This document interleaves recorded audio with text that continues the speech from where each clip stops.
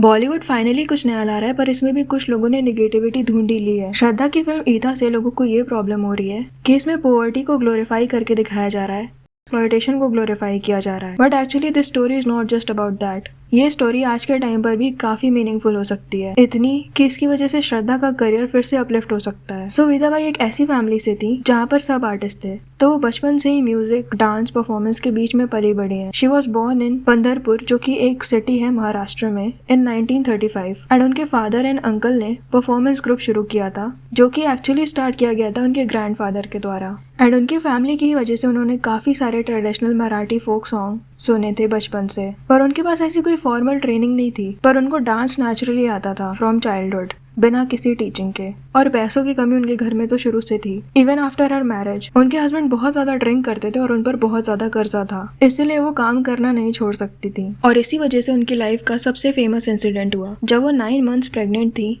और उस वक्त भी वो परफॉर्म कर रही थी, और तभी उन्हें लेबर पेन शुरू हो गया और उन्हें समझ में आ गया कि डिलीवरी कभी भी हो सकती है। तो वो बैक स्टेज चली गई और अकेले उन्होंने अपना बेबी डिलीवर किया। और उन्हें कुछ नहीं मिला तो उन्होंने अम्ब्रेकल कॉर्ड को एक स्टोन से मार मार कर काटा। एक स्टोरी के हिसाब से लोग बोलने लगे कि उनको बुलाओ, हमने पैसे दिए परफॉर्मेंस के, तो उनको डांस करना पड़ेगा। तो वो तुरंत बाद आ जाती हैं बाकी के परफॉर्मेंस देने। एंड कुछ स्टोरी के हिसाब से वो खुद ही आ गई थी, क्योंकि इतना ज्यादा कर्ज था, तो उन्हें लगा कि पैसे ना कट जाएं परफॉर्मेंस ना देने के। और जब वो वापस आई तो ऑडियंस हैरान हो गई, क्योंकि उनका बेबी बम्प नहीं दिख रहा था। तो जब उनसे लोगों ने पूछा और उन्हें पता चला, तो उन्हें बहुत ज्यादा प्रेज किया गया उनके डिटर्मिनेशन को लेकर अपने काम के प्रति, और सब लोगों ने मिलकर उन्हें रेस्ट करने को कहा। एंड आज तक लोग इस इंसिडेंट को याद करते हैं एंड उन्हें as a legend tamasha artist याद रखते हैं। इमेजिन 1967 में एक ऐसी चीज बिल्ड करना, इतनी मेहनत से काम करना, जिस जमाने में औरतों का काम करना अच्छा नहीं माना जाता था। उस जमाने में उन्हें प्रेसिडेंट से मेडल्स मिले थे फॉर हर आर्ट। उन्हें गवर्नमेंट से भी सबसे बड़ा ऑनर मिला था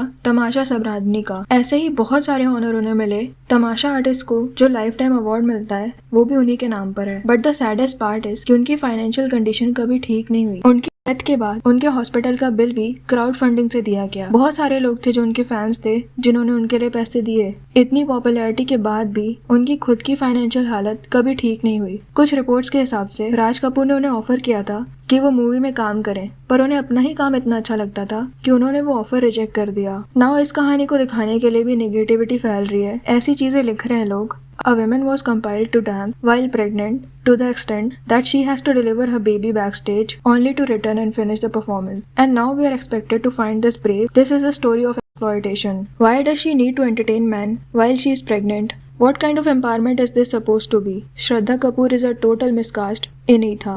Let me remind you, 22,500 women in India die annually during childbirth. In Europe, women must bed rest for 12 hours after childbirth. In India, let's celebrate a mother having unsafe childbirth in a dirty backstage and returning immediately to dance on stage cause men demand it.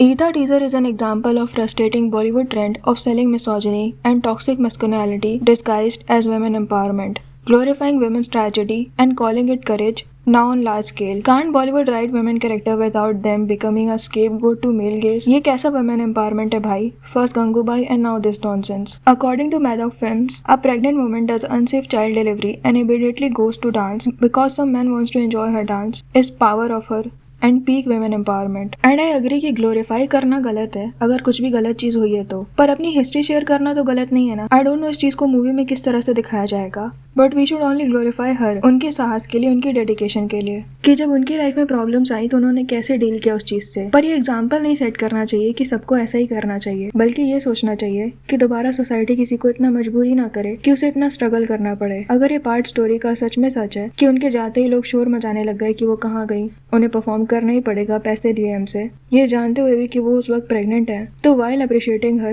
we should also criticize such people, criticize the society as well. जैसे गंगूबाई में भी बहुत कुछ अच्छा दिखाया गया कि किस तरह से ढकेला जाता है इन चीजों में, क्या क्या होता है, बट लास्ट में ये बताने के बजाय कि कैसे ये चीजें बंद होनी चाहिए और जो लोग इन चीजों में मजबूरी में फंस गए हैं उनके लिए क्या और किया जा सकता है, लास्ट में सब कुछ ग्लोरीफाई करके छोड़ दी मूवी। अच्छा, आलिया की बात हो रही है तो आलिया और श्रद्धा को लोग हमेशा कंपेयर करते हैं एंड ज्यादातर लोगों को लगता है कि श्रद्धा बेटर है, आलिया एक पीआर मेड स्टार है, बट श्रद्धा जेन्युइन है। पर जब से ये मूवी का टीजर आया है, जितने भी पोस्ट दिखाई दे रहे हैं सब श्रद्धा का पीआर ही लग रहा है। जैसे ये सारी एक्ट्रेसेस के साथ लिखा हुआ है, dear girls please pack your bags and go back home because 3G just dropped a banger which will eat all your career, जो कि श्रद्धा के एक फैन पेज से किया गया है जो कि मोस्टली पीआर पेजेस होते हैं। Shraddha Kapoor will trash Alia's Alpha movie in pieces. Elegant, cringe. Faith, blind faith. Shraddha Kapoor is coming to end all the debate with Etha. All the fake PR made hype for Gangubai with that cringe accent of Alia Bhatt is in danger with this. Shraddha legit own every frame with her grace and magnificence. Can't wait for this. Indian cinema deserves movie like Shraddha Kapoor's Etha and not cringe force wannabe Alia Bhatt trying to be Lady Bachchan. Alia's PR compare her with actresses like Kangana, Deepika, Priyanka, but her contemporary Shraddha Kapoor killed her whole alpha with Lavani. Absolute content and peak cinema. This is what you watch in theater because business has changed. Ajay Atul 8 और यश की toxic के साथ clash करने वाली है ये movie, तो उसके बारे में भी काफी सारी पोस्ट हैं। If toxic is truly such a massive event film, why does it keep needing release date games? A strong film should create buzz through content, not through clash discussion every few months. As soon as Etha announced its release date, Toxic came to clash with it. What a toxic track record for Toxic. First it was to clash with Dhurandhar and now Etha.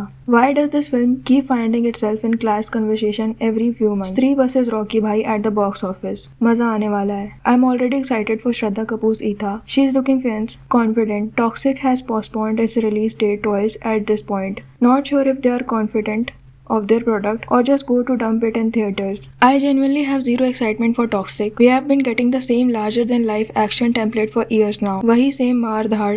Etha feels fresh. The teaser actually made me curious and Shraddha Kapoor looks super confident. If I had to pick one film, this is Etha without a second thought. At least कुछ नया कर रहे हैं. Shraddha Kapoor announced Etha August 28 release on June 9 and just days later makers of Toxic logged August 26, third class conversation in a few months. Make it make sense. If you are beating Etha, starring Shraddha Kapoor against Toxic, she has already won. Toxic हो या Alpha, at the end of day, only one teaser made me Google Vidha by Narayan Ganokar and learn something new. That's the power of storytelling. That's the power of Etha. Just watch the Etha teaser now and wow. This doesn't feel like film. It feels like a tribute to an entire culture, an era of a woman who refused to be forgotten. Shraddha Kapoor looks completely transformed. And Lakshman Utekar seems to have crafted something truly special. Etha is not toxic. One teaser in Shraddha Kapoor is already making people forget they are watching Shraddha Kapoor. That's not star power, that's performance. ये Etha नहीं है toxic. और इन चीजों के बाद भी ये post आ रही है कि Shraddha Kapoor may face negativity cause someone's PR is already ready with guns on. So I know hate against Alia is on rise. But कभी भी ये अज्यूम मत करना कि कोई भी एक्टर या एक्ट्रेसेस बिल्कुल ही इनोसेंट है, बिल्कुल ही हमारे जैसे हैं। हर किसी की प्यार है जो कि उनकी इमेज बनाने के लिए या फिर किसी और की बिगाड़ने के लिए हर वक्त एक्टिव रहती है, स्पेशली जब उनकी फिल्म आ रही होती है। So no one is innocent here. सबको अपना करियर बनाना है, सबको हमेशा रेलेवेंट रहना है। सबका साइलेंट कॉम्पिटिशन चल रहा है एक दूसरे के साथ और कहीं ना कहीं ये गलत भी नहीं है। बहुत मेहनत से मूवीज बनती हैं, तो अगर उसको सेल करने के लिए ये सब करना पड़ रहा है तो वो करेंगे ही। पर हाँ, दूसरे के पीछे नेगेटिव PR लेकर बिल्कुल ही पड़ जाना टू डिस्ट्रॉय देयर इमेज, वो चीज़ गलत है। तो क्या लगता है आपको इस बारे में? कमेंट सेक्शन में ज़रूर बताना। वीडियो पसंद आए तो लाइक कर देना और ऐसी और वीडियोस के लिए विचार को सब्सक्राइब कर देना।